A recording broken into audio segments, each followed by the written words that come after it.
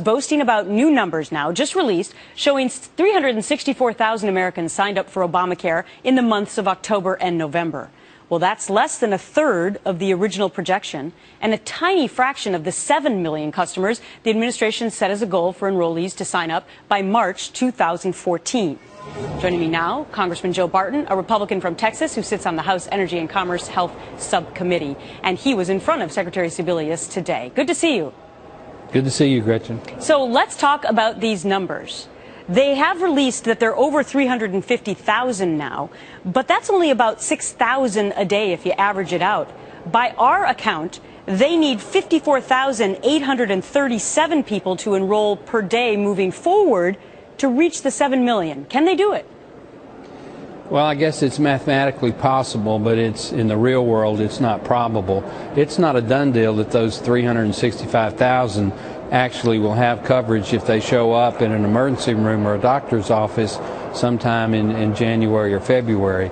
The Secretary really didn't know when asked by some members of the Energy and Commerce Committee today if those people really had been confirmed and were signed up. Those are people that think they've signed up and that at least have a confirmation number that they are signed up. Right, because she was inconclusive in whether or not they had actually paid their premiums, which has always been, I guess, the end all of the fact that you are officially signed up, correct? And your premiums are normally deducted from your paycheck if you get employer-based health insurance. And in this case, since a lot of these people are not getting through their employer, they're actually going to have to write the check and mail it in somewhere, I suppose.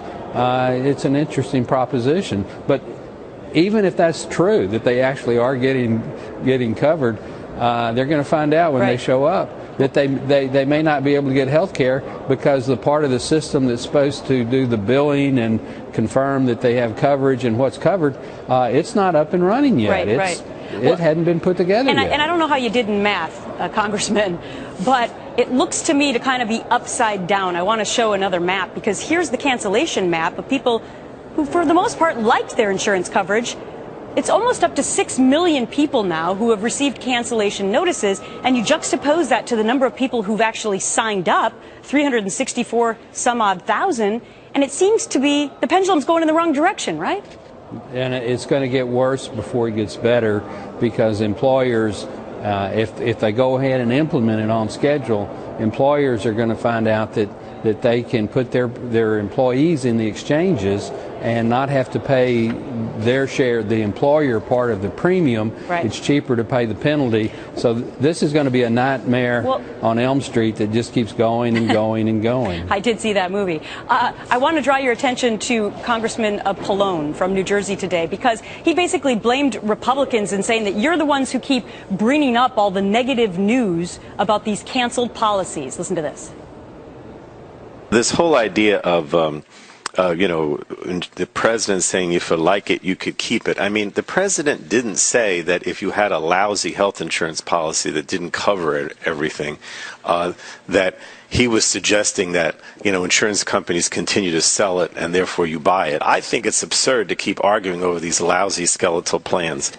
Are they lousy skeletal plans for those almost 6 million people who lost them?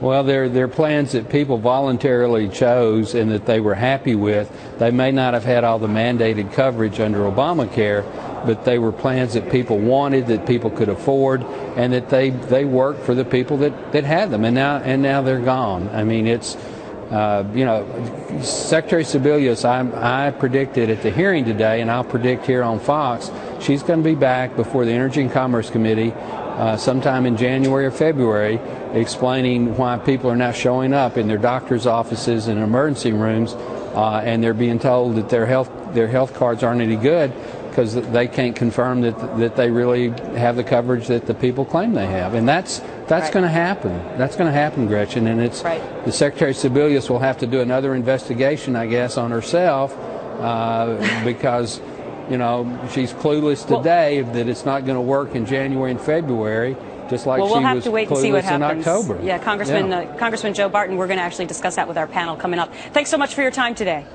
Thank you.